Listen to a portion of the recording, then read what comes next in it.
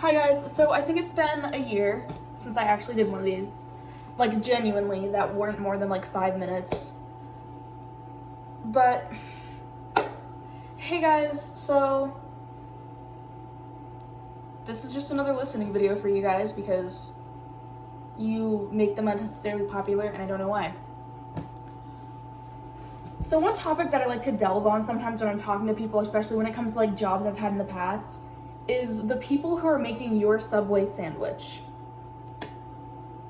Listen, I spent a lot of my adolescence and then I spent part of my adult life in Subways.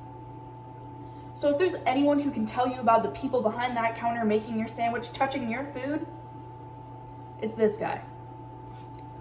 Look, I worked at Subway. I spent my Sundays at Subways. And I can tell you with 100% confidence, I will bet my $2.08 in my Cash App account on the fact that the person making your sandwich is so high that they are in the stratosphere. And I know this because there are three kinds of people who are working at Subway making your sandwich. There's a stoner, a recovering addict, and a normal person who needs drugs to be tolerable. And I think that these three types of people working in the same environment, only ever one-on-one, unless it's a shift change, is the perfect formula for a great sandwich. And I do have reasoning behind this. So we all know about my mom. My mom is in NA. We know this. I have a lot of friends that love weed. And I'm not saying that's a bad thing. And if I'm gonna be fully honest with you guys, I have tried it before. It smells terrible. It doesn't taste any better. But it's a blast. Especially when you're working and especially when it's a Subway. Now, of all the fast food chains in the world, in America, I guess, I think that if you're gonna be a 24/7 stoner and need employment, Subway is the perfect job for you because it's only ever a one-on-one thing. So you don't have to worry about like keeping track of a bunch of people or like people in the kitchen, like knowing whether you need to work the drive-thru or the register. These aren't things you have to worry about because every Subway in America has the same one-on-one policy. Sometimes, whenever you're a regular customer, it's really easy for people to remember your orders because it's gonna be the same people. Subways normally have 7 workers, and that's it. They have 7 workers, and these 7 workers alternate day shift and night shift, opening and closing, inventory, management positions.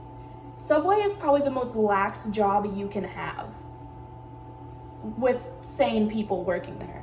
Now, I'm not gonna lie, I've had some pretty wild experiences with coworkers over time, especially working other fast food jobs like Bojangles and stuff like that. But I will tell you that if you are looking to get into the fast food industry, I think a great starting point would be a Subway because it's a very calm, very realistic fast food environment.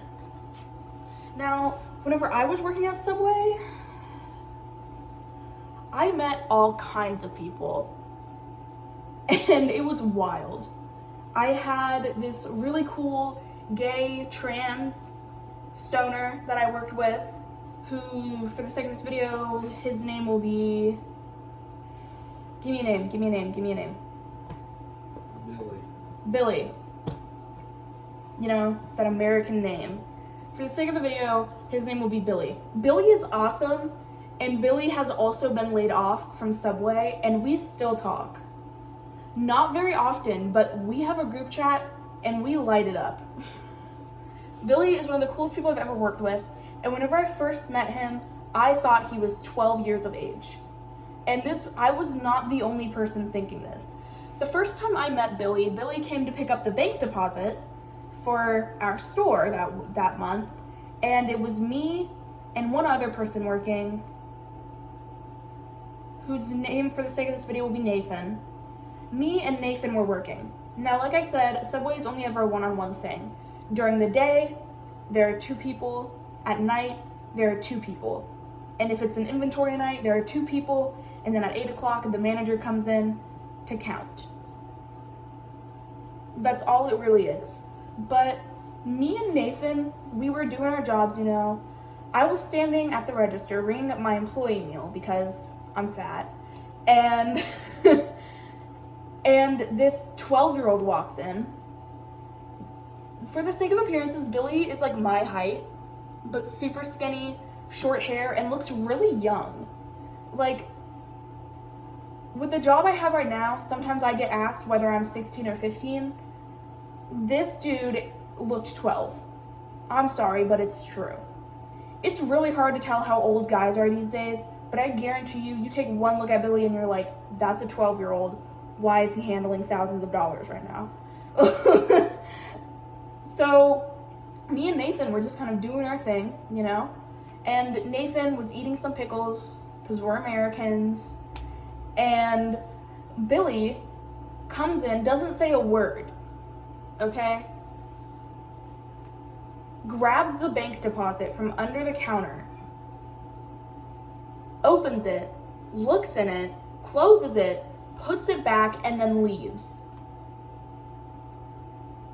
No, I'm not going to say that this is the strangest thing that's happened to me as far as like another worker from a different store coming in, because it's not. I have been hit upside the head with a loaf of bread by one of them before, with also no words exchanged, but it was definitely one of the more questionable experiences from a fellow Subway worker.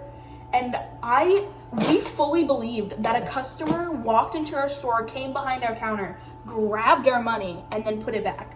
Because Billy was just in casual everyday clothes, not the Subway uniform, not the shirt, no hat, wasn't even wearing the khaki pants, man. We fully thought that we almost got robbed and just missed a robbery. So a couple hours later, Billy comes back in, stands at the counter. I come up because I've realized that somebody's in the store by now. And I stand there and I'm like, hi, welcome to Subway, how can I help you?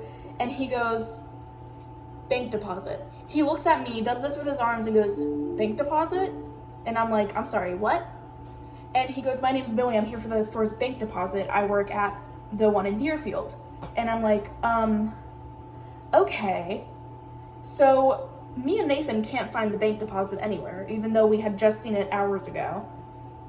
And so the 3 of us, me, a 16-year-old, Nathan, a 17-year-old, and this little 12-year-old boy that we've never met in our lives, and has just spoken the first words we've ever heard him spoke to us about thousands of dollars that should be under the counter, we're walking back and forth just doing this as though we're actually looking for something. And we can't find the bank deposit for a full 22 minutes until I'm finally like, hey, it's under the counter. Because it was there the whole time. We're all just idiots. So I didn't know what to do. So I hand this 12-year-old our store's bank deposit, full trust that it'll return.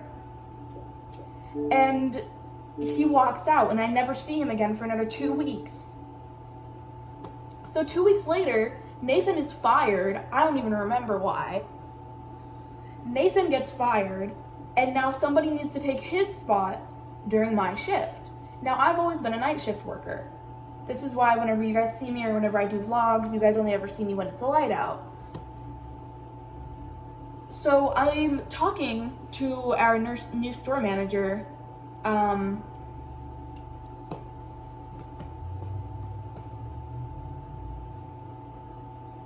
for the sake of the story and, you know, privacy, I'm gonna name our store manager Charisse. So I'm talking to Charisse because it's just me on the schedule tonight for this 7 to 8 hour shift. And I'm like, hey, am I working all alone tonight? And she's like, no, we have somebody coming in from another store. And I'm like, oh, okay. Because at this point, I've really had it up to here with the weird people I've been working with. I had one worker named Carl. He was this Mexican guy. And he was actually pretty dope. I loved him. And his little friends were pretty cool too. But he never did his job, and that made me mad. Sometimes I would work with Allie, She was a character who dated a guy named Nate and then dated another guy named Nate. One of them was a skinny, white, blonde boy who's tall, and the other one was a Brazilian in the army. Can't make this stuff up, guys. I also still talk to Allie. And these are just two examples of the people I have been working night shift with. So I was really to the point where I was like, please do not let this be a crazy person or a super astrology fixated person. Like, please don't let this be an anti-vaxxer at the least. So I've been working my shift for about 45 minutes when finally in comes the 12-year-old from 2 weeks ago. And he comes in and he's like, hey. And I'm like, hey. And at this time, I'm pretty sure that my hair was either completely pink or completely purple. So I had a pretty memorable thing going on. And I always, and because I was working and I was out in public, I would have my earrings in, and I would always have like dangly earrings that had random things like golf carts or paint palettes.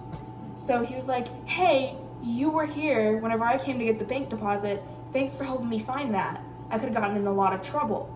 And I was like, yeah, no problem. How old are you? And we just looked at each other in silence until he was like, I'm sorry, what? And I go, how old are you? And he looks me dead in the eyes and goes, I'm 21.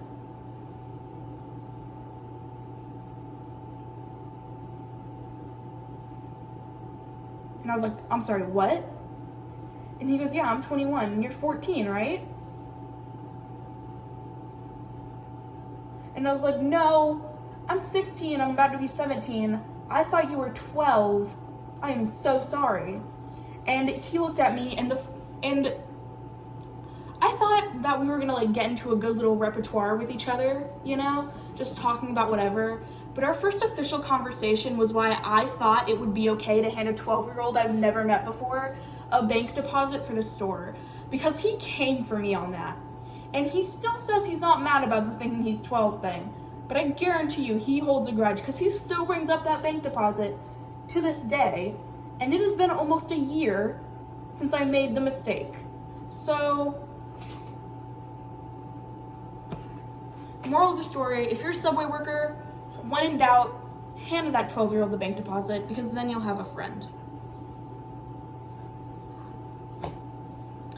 I know there was another job I had that you guys wanted to hear about. Oh, what's it like working in an ice cream shop? I worked at a family-owned ice cream shop called Flavors that was actually right next to the Subway I worked at. But when I worked at Flavors, I was, I think, 12 years old, and it was a summer thing, and I only did it ever so often. You know, I would get paid like $20. You know, there wasn't really a lot going on.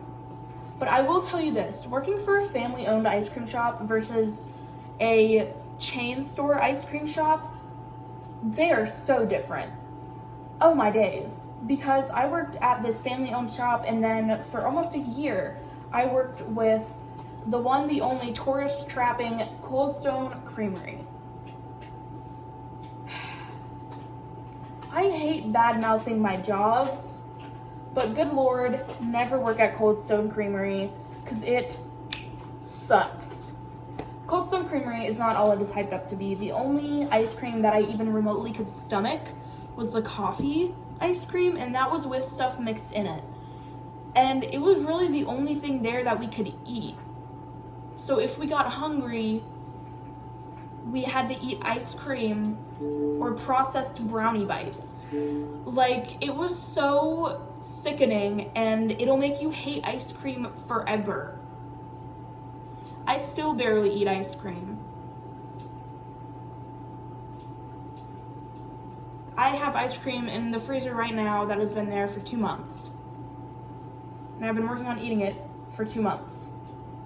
It's some Tolentino's gelato. I just cannot stomach that much ice cream anymore after my time spent at Cold Stone Creamery. It was fun to learn what everything was called, like the thing they put the ice cream in to display it. I can't tell you what it's called because I don't remember. It was so long ago. And Cold Stone Creamery was actually the only job I ever had that was more than 20 minutes away from my house. But I was still working night shifts, so my mom, dad, or grandfather would have to pick me up from work around 11 p.m. every night, 30 minutes away from their own homes, and it was the most annoying commute ever. There were instances where I had to get Ubers because people were asleep, you know, stuff like that, and it was really ridiculous. So if you are looking for a job, especially if it's your first job, get a job that's close to your house that you can at least bike to, or that's convenient for whoever's taking you to and from is. Because when you're working a job so far from your house and you can't drive or you don't have a way like to and from, I don't recommend it. And I did have baby and Gregory at this time, but the problem was the place I worked was like an outdoor mall. It was called the Market Common, which is a pretty fun and popular place in South Carolina, Myrtle Beach specifically. And I'm not dissing the Market Common at all. It has my favorite movie theater, the Grand 14. It's got a Barnes & Noble that has a Starbucks in it where I get a discount because I go there so much. And it's totally awesome. But Cold Stone Creamery is a very obnoxious job to have. You expect it to be really cold, but then it's really hot. And then out of nowhere, it's freezing. And then out of nowhere, it's super hot. So, you know, I guess it would be a good summer job if you're looking to like get into the business of tips. But it's not that good of a job if you just, you know, want to be working. Now, the job I have right now is actually pretty cool. And because I'm realizing right now that I haven't said a word of this to you guys, but you have seen TikToks already with me having face paint on, and you have seen my hands throughout this video that still have face paint on them because I don't want to put bleach all over my hands, I am currently volunteering at a haunted house. Now, this is a volunteer gig that will eventually turn into a paying job, but I'm fine with not getting paid for now. I've always been a, you know, you work and then you die kind of person. You guys know that. But it's really fun what I'm doing right now. I've never had a job where it's like supposed to be fun and you're supposed to be having fun, you know? Even when I worked at Subway, especially when we got our new manager, who I'm just gonna call Jamie Lee Curtis the Smurf because that's exactly what she looked like. She looked like the love child of Jamie Lee Curtis and a Smurf, and her name does start with a J. So Jamie Lee Curtis the Smurf was terrible. She sucked at her job. She never counted the drawer correctly, and every time it was short, she would blame me.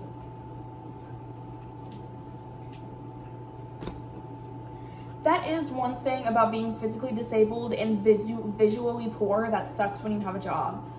Because, especially if you're a night shift person, sometimes you're gonna have to count the money in the drawer.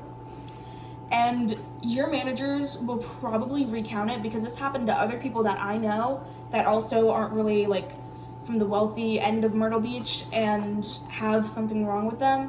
I have another friend with epilepsy, and I have a friend who has a leg problem that I don't know the name of. I really don't remember the name of it, but there's something wrong with her legs. I really don't remember what it's called. I have a friend who has cystic fibrosis, which is cystic fibrosis. If you've seen 5 Feet Apart, you probably know what I'm talking about. But cystic fibrosis is whenever, like, your lungs don't like you, pretty much. It's like the respiratory version of epilepsy. Because epilepsy is whenever your brain hates you. Specifically, what I have is whenever your brain really, really has a grudge against you for no reason. But cystic fibrosis is whenever your respiratory system really, really has a grudge against you for no reason. My friend with cystic fibrosis, who was from the same neighborhood that I was from, and also visually had no money, would always have to, you know, have recounts the next morning, and anytime any money or anything from the store was missing, really, they would get blamed. Now, something missing from the store is actually the exact reason my job at Cold Stone Creamery was terminated. And it is because the girl who actually got me the job there, that used to be a friend of mine, she lost her, what do people call them when they don't want to say the actual word?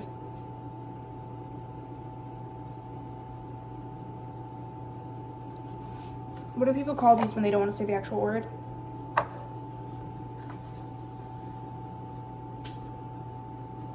Her flavored air thing. So For lung cancer.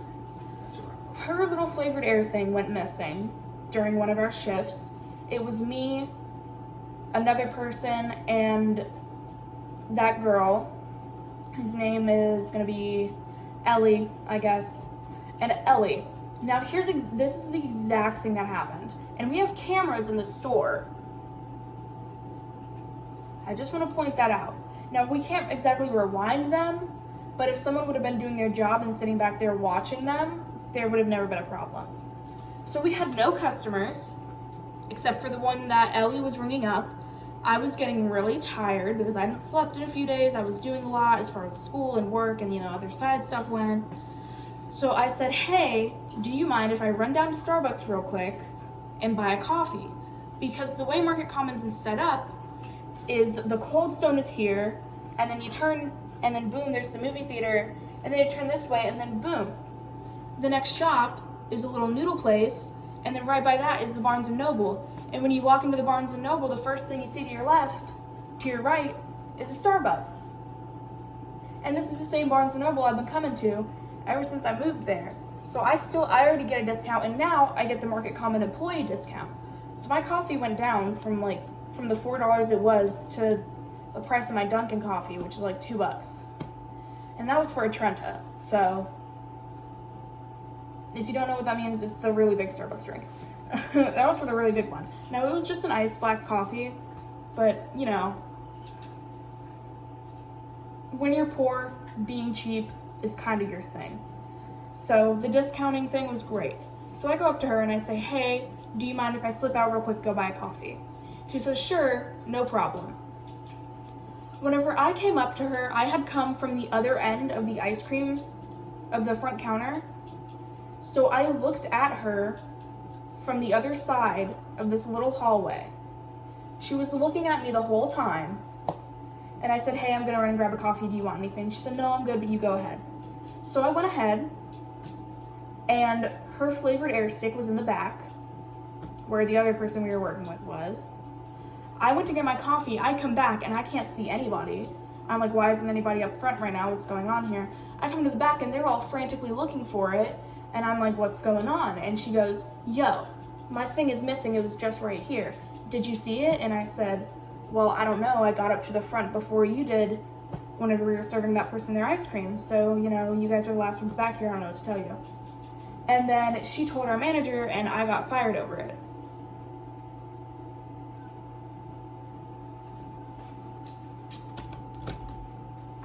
Hello.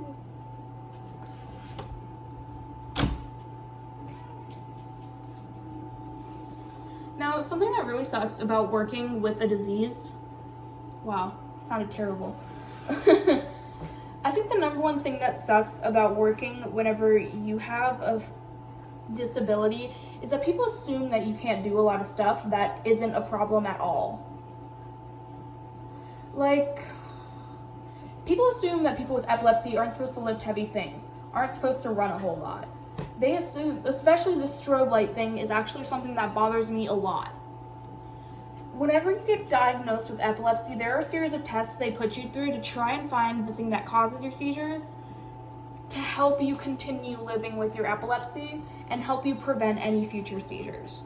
Now, me and my sister both passed the flashing light test. We're totally fine around flashing lights, and it's up to us if we want to take any extra precautions or avoid them. Now, me personally, whenever I do something like the haunted house that I work at right now, whenever I go through the clown carnival part of it next weekend, I'll be wearing my shades. That's just an extra precaution I take as somebody whose neurology team doesn't know what actually causes the seizures. Now, my sister would have no problem doing that because she knows that hers are caused by stress. So sometimes people will assume that I can't leave the store by myself or to take the trash out, or I can't walk myself out or walk myself home, stuff like that. Now, I'm not saying it's a bad thing that people will like offer me rides or say like, hey, do you need help with that when I'm carrying a big box of something that's heavy? I'm not saying that's rude. I'm saying that it's a little annoying to be treated like you're made of glass while you're doing the same thing that somebody else is doing. I don't know if that makes sense completely, but it's kind of like,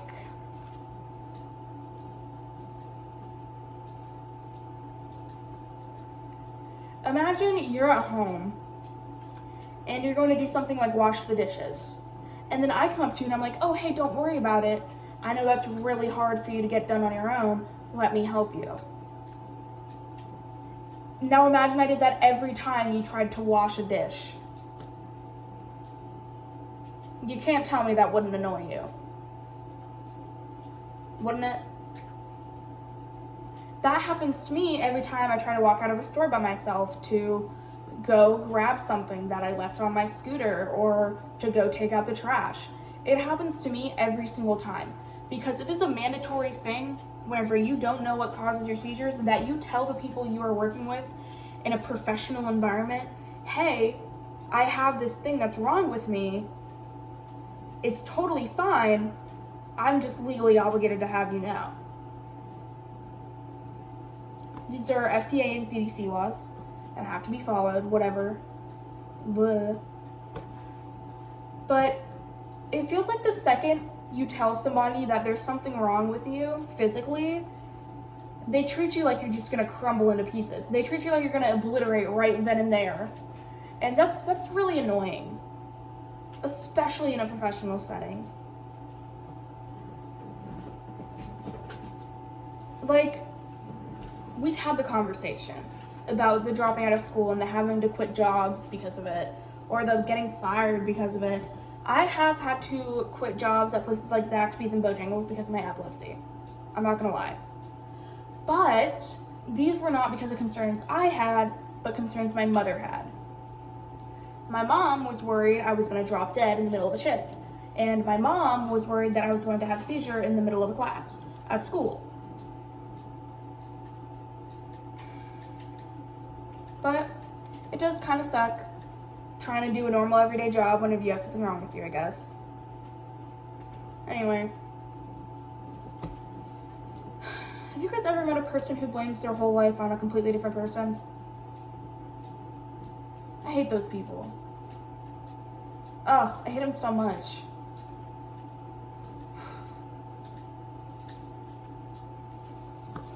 People who blame their terrible personalities on other people are so obnoxious. Oh my goodness.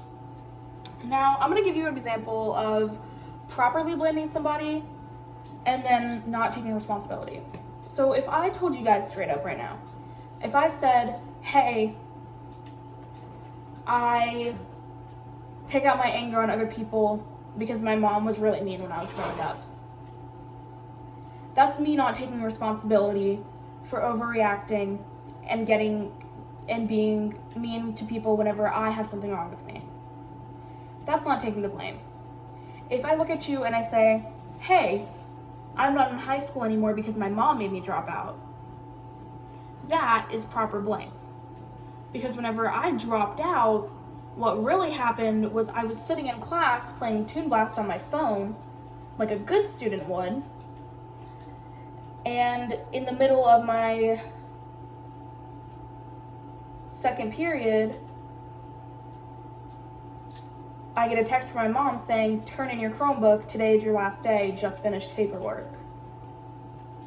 Now, I'm not saying that I had no prior knowledge of the possibility of me dropping out. I did talk about it somewhat the summer before my senior year, but I never acted on it once I actually started going to school. I was actually working to try and, graduate. But a couple of days before my mom took me out of school, she did talk to me about it. She mentioned my dropping out. Oh my goodness.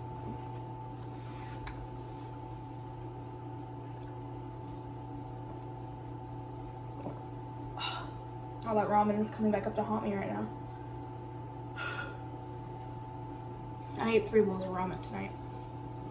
Made by yours truly. Made by my brother, yes.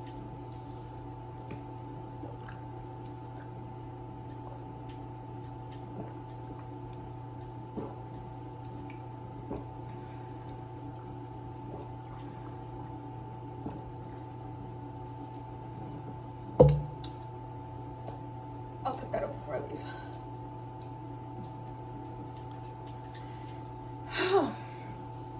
I'm not saying I had no idea of the possibility of me dropping out. A couple days before I got that text from my mom, she did tell me that her and my stepdad were discussing it as a possibility because of the unfortunate events of my last seizure that I had whenever I was with them, in which we all know a blood vessel in my eye popped and it looked like somebody socked me in the eye for a week straight. What I'm saying is, I have anger issues and that's on me. If I am really mean to Brayden whenever I'm mad about something else that has nothing to do with him, that's my fault that I'm being mean to him. But whenever I dropped out of high school, that was my mom's fault. Now, I'm going to bring up a bit of a sensitive topic, but this is just so I can tell you guys about something that happened last night that blew my mind. Just to think that a person could be dead serious saying this. So, there has been a girl crashing on the couch here, where me and my brother and my dad are staying. Now, the thing about this girl, who, for security purposes, I'm going to say her name is Ashley. Now, Ashley is 19. She's also a high school dropout, but that was of her own willing. She has been staying here and doing a few things.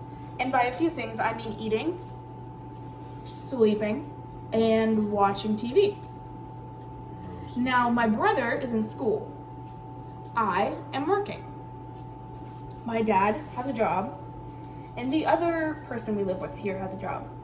She's the only unemployed person here. I consider Brayden's school as a job because it's pretty demanding and it's something he has to deal with a lot. I mean, it's an 8-hour thing. Normal shifts are about 8 hours. Same thing. She does nothing, and yesterday I was talking to Brayden, and the thing about it is that he was sitting at the dining table and I was at the I was a couple feet away from him sitting on the couch. Now, we were having a conversation, barely raising our voices. She's on the phone on the other end of the couch, same couch that I'm on, and she's yelling with her phone right here. So Brayden tells her, "Hey, can you stop being so loud? I'm trying to talk to Chloe." And she yells at me and him. Now, me and my dad and my brother have tried to drill it through Ashley's head that she needs to stop acting the way that she acts. Ashley is a textbook selfish narcissist. She doesn't do anything for anybody but herself. She keeps leading on a family friend of ours just so that she can get what she wants. He's behind on bills because of her right now. And we have tried to get it through her head, like, hey, you can't do stuff like that. Hey, like, we told her she did harm herself and then send a photo to her boyfriend. And we were like, hey, you can't do that to people. That's extremely manipulative and wrong. And she would be like, no, it's not. You're just trying to guilt trip them and taking her back. So I had a conversation with her a couple of nights ago that linked to a conversation I had with Brayden, where he asked me a legal question on the stance of sexual assault. And he asked me if certain conditions would qualify as the R word. And when he told me the stipulations, it was indeed statutory, you know. So I was like, yeah, that's what that is. And he was like, oh, because I was talking to Ashley about it, and she said that, what did she tell you? She had forced herself on. No, she like asked you about it, right? She was trying to find out what. She told me about it. Okay, And so I was like, whenever Ashley yelled at me and my brother, now I didn't really care that she yelled at me. I get yelled at all the time. I don't care. But she yelled at my little brother. I didn't really want to let that slide, especially given who she is. So I looked her dead in the eyes and I said, you are a rapist. Because whenever she yelled at us, she said she was done letting people walk all over her, and she said that she would never change who she was, and if we couldn't accept her as she was, that was our problem. So I looked her in the eyes and I was like, dude, you are a ist. And she looked me dead in the eyes, and let me quote her word for word. Braden was there, he can vouch. yep. My uncle, R-A-P-E, my uncle did that to me when I was 5, and he didn't get arrested for it. So it's not really my fault that I did that. And I just started laughing. Because what? It was kind of like, what kind of logic is that? Look, I'm not saying that Ashley is stupid. That was some issues. I'm just saying that there are signs. Alright? There are signs that she might be. Not. Yeah. Yeah. And she doesn't think she needs therapy or anything. She thinks that she's a totally normal person with 0 problems.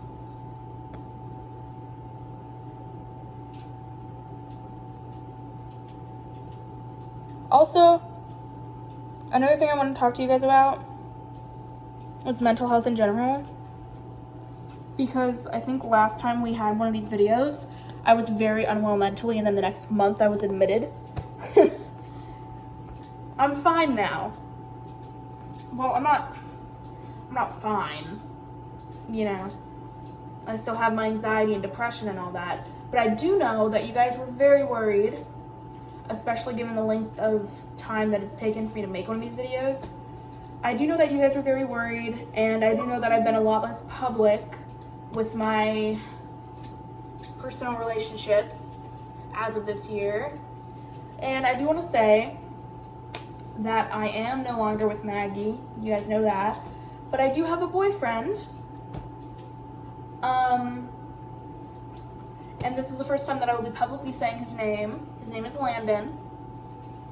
He is, whenever I lived in Myrtle Beach is whenever we got together. The thing is, he lived in North Myrtle, so he was about 45 minutes away from me. So it was a little long distance. We saw each other a few times.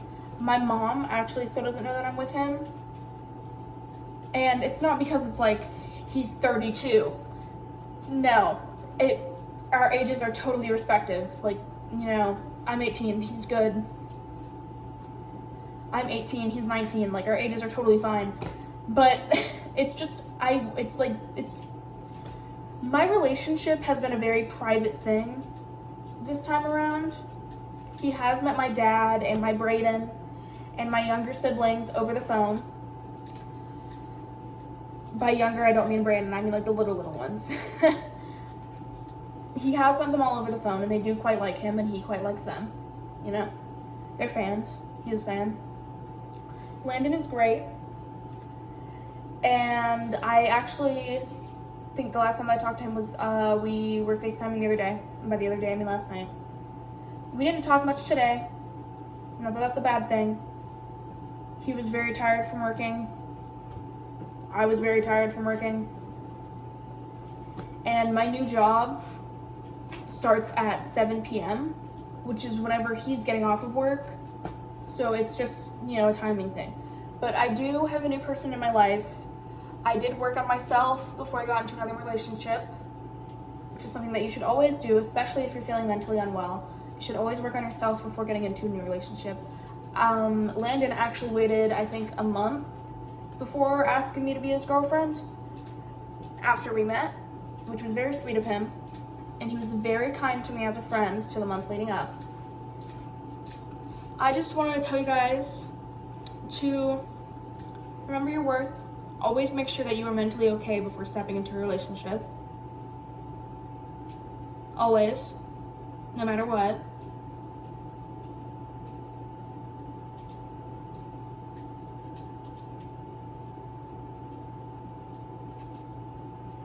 Just the thing I want to say. Eat 3 meals a day. Or don't. I'm not your mother. Eat like a French supermodel if you want. Anyway, you guys will see Landon eventually. I'm not going to tell you a specific time because that is going to be a conversation between me and him. I have not posted any photos on social media. I don't even have any photos of him in my phone. So, and I am not dating Gracie. Me and Gracie are not a couple. Gracie is just one of my bestest friends. So if we could stop with the comments, that'd be great. Also, there is a flood block going through that I put whenever I woke up this morning. So if you have been harassing Gracie, you are officially blocked off of all 3 accounts and you will be banished. So leave Gracie alone. Thank you all very much for your sweet little comments about my sister's art. I saw that in the post she made today. That was very sweet of you guys. Anyway, this video is going to go up immediately, as it always does. I love you lots, Jelly Tots. And as always, do not drown in the shower.